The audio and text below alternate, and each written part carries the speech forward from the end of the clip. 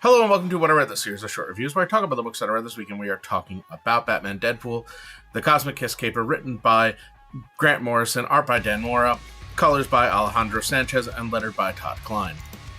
And I'm going to be a lone dissenting opinion on this. I know a lot of people really enjoyed this crossover. I didn't. Of course it's an excuse plot, but it feels too convoluted for an excuse plot, and at the same time, very thin. It's really hard to figure out what is going on. Why do I care about any of this? Things pop in and out of the story for no particular reason, and it's not particularly funny or satisfying when they do. At one point, Batman is shot full of arrows, points out to Deadpool that they're not actually real, it's all in their mind, gets dumped into a Lazarus pit, comes out as Darkclaw, and it really feels just a reminder of the Amalgam universe. It just feels like it's just to put that in. And then he just goes back to being Batman 2 pages later with no explanation. The writing's also not particularly funny. I think Grant Morrison is a good writer. They do, really well with a lot of stuff, but humor is not their strong suit.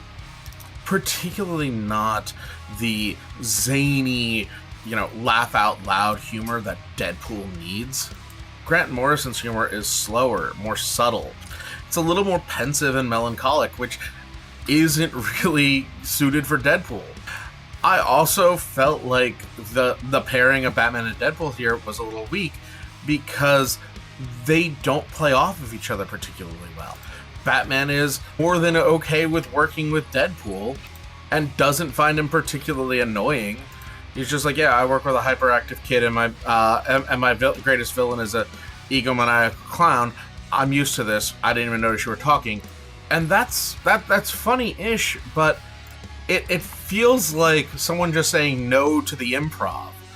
The plot involves Batman and Deadpool teaming up to find the cosmic keyboard to stop a villain who I assume was a Marvel villain because I don't recognize her, and running into Grant Morrison's literal self-insert, the writer, who famously appeared in Grant Morrison's Animal Man run, which was really good, and it was that very pensive fourth wall break. Really interested in the idea of what it means to be a writer and what it means to create a bad situation for your characters just to watch them get out of it or suffer in an interesting way.